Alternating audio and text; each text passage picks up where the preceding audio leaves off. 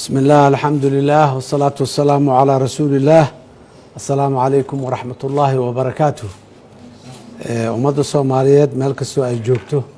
waxaan maanta mar kale u soo hor istaagay inaan la wadaago waxyaabaha howlaha hortabinta leh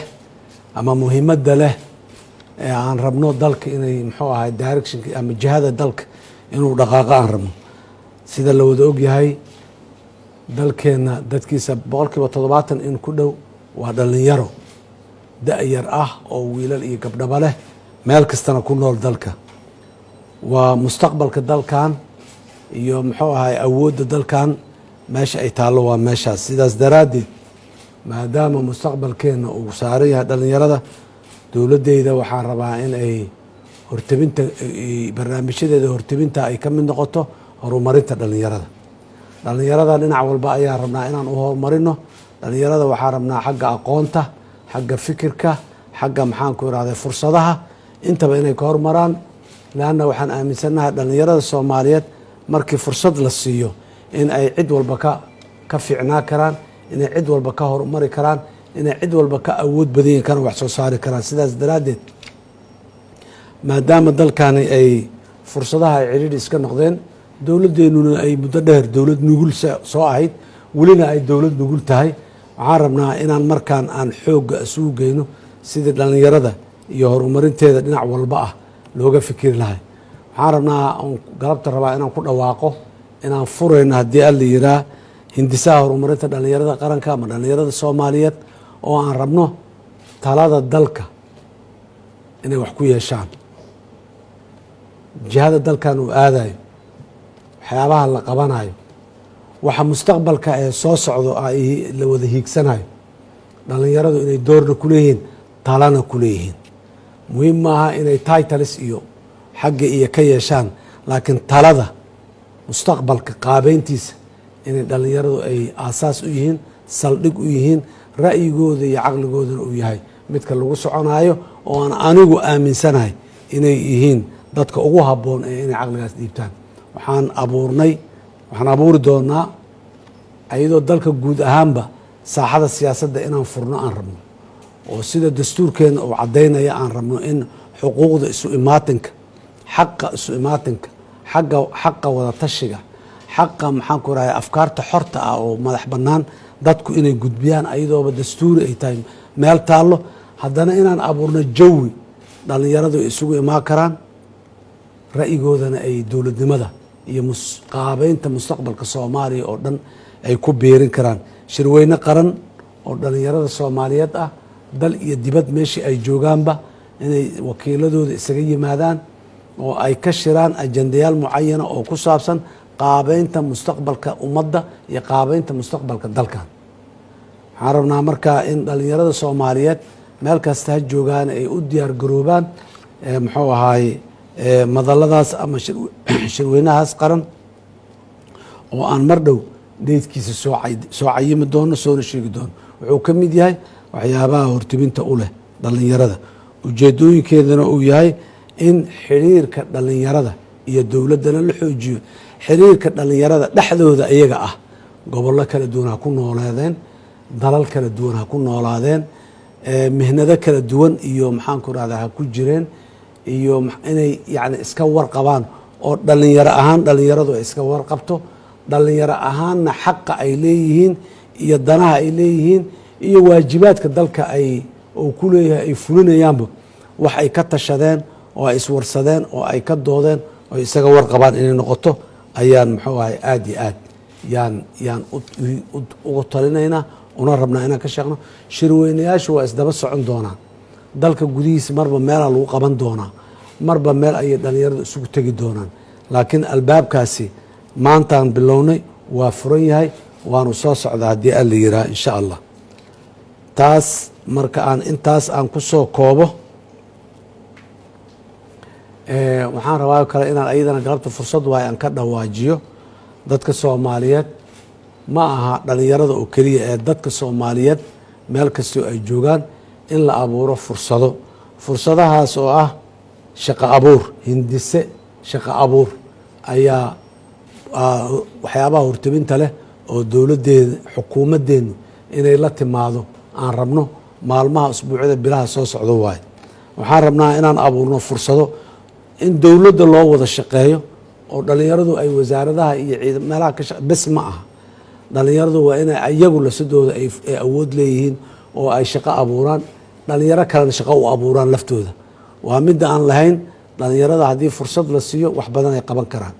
dowladdu waxay ka shaqeynay dhalinyarada soomaaliyeed inay fursad siiso si ay ula yimaadaan muxuu ahaay arrin ibdaaciyaad ah ama creativity-ga ku jirto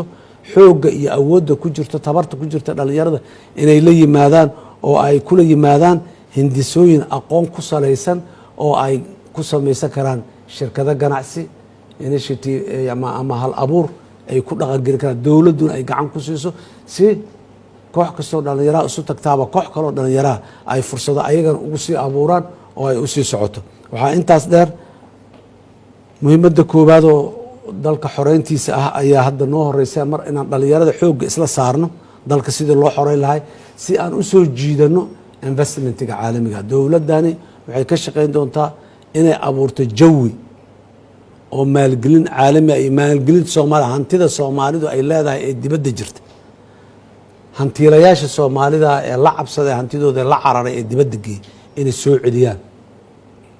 oo dalka ay ku soo celiyaan oo ay ka shaqeeyaan si fursado loogu abuuro dadka soomaaliyeed guud ahaan shaqo loogu abuuro dakhli loogu abuuro arrimaha amniga ee aan sheegaynahay waxaa qayb weyn oo muhiima ka ah amniga quudka ama waxa afka qalaad lagu yiraha food security waa meelaha aan rabnaahe dhalinyarada inay shaqana ka abuuraan ganacsina ka abuuraan dalkan ay u abuuraan u sameeyaan kalsooni buuxda oo ku saabsan in amniga quudka xaggiisa dalkani dhinac walba marka loo fiiriyo badda iyo bar haddii la yidhaho xoolo iyo beer haddii la yidhaahbo waddan qani aan nahay haddana gacantaa noo hoorsan maalin walba gacan hoorsigaas inaan ka baxnaan rabnaa oo aan dadka soomaaliya shaqo dowladdani waxay ka shaqaynay in ay maxaanku irahdaye qoys kastoo soomaali ah oo fursado dakhligiisa kii hadda dakhli lena kor uga kaco kaan hadda dakhli haysanina uu dakhli u abuurmo inaan ka shaqo fursad shaqo abuuris ee loogu abuurayo dadka soomaaliyeed guud ahaan markaa niraana dadka soomaaliyeed guud ahaan inta ugu badana waa dhalinyaro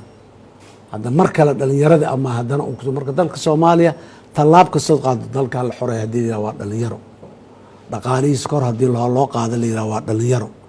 aqoontiisa iyo adeegiisa bulsho kor ha loo qaado haddii la yidhaha waa dhalinyaro dhaqaatiir haddaan u baahannahay injineer haddaan u baahannahay kulli dhalinyaro ka imaanay dhalinyaradu marka xoogga noocaas ah in fursado la siiyo oo ay dalkooda iyo dadkooda wax ugu qabtaan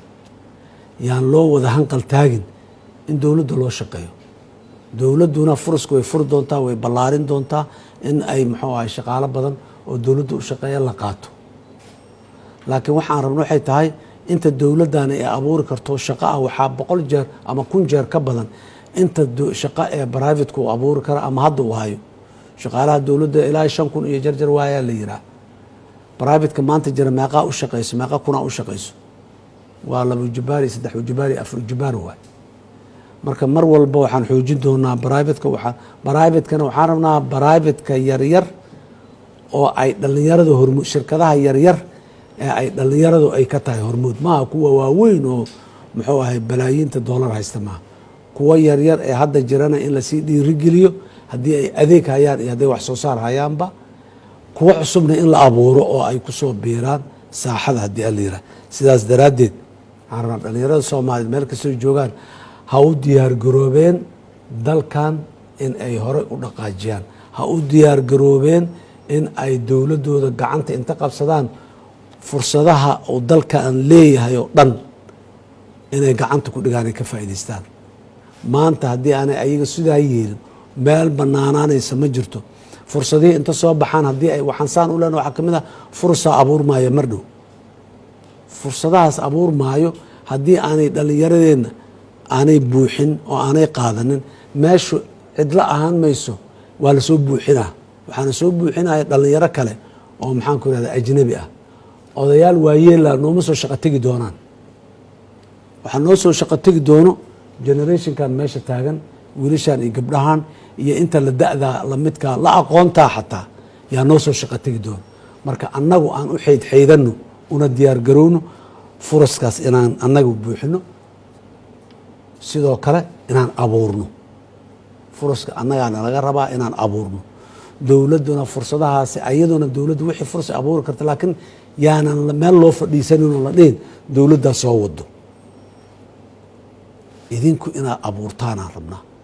dowladduna way abuuray si wax badan ay u noqdaan. dowladda bes haddii la sugo dowladdu fursa waa abuuray, waa kooban yihiin. dhalinyarada keligeed ha loogu samey inaan dhahno oo furaska abuura ayagana koobnamo, inaan isku darnaan rabnaa. labada xoog aan isu geyno oo aan furas badan oo dhalinyarada soomaaliyeed meel kastoo ay joogaan, miyi iyo magaalo, ay helaan. oo meel walba leh. kan miyiga joogana waa inuu furas helaa, loo abuuraa fursado. kan magaalada joogana waa in loo abuuraa. kan xeebta ka shaqeeyo kalluumaysiga ama khayraadka badda ka shaqeeya, kan khayraadka xoolaha ka shaqeeyo, kan maxaan ku raha beeraha ka shaqayn doono, kan ganacsiga ka shaqayn doono, dhammaan waa inaan muxuu ahay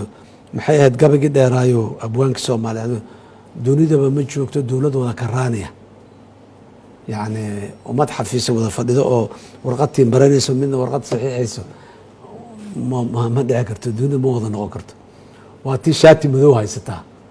oo maxaan ku rahdaa overall gashan, oo gacmaha iyo maxaan ku rahdaa jirka olyo ku leh, oo shamiinto dhismo iyo dhiiqa ku leh,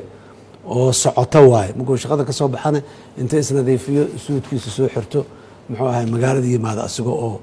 nadiif ahoo muxuu ahay suud fiican xiran kara ama iibsan kara. aad iyo aad ayaan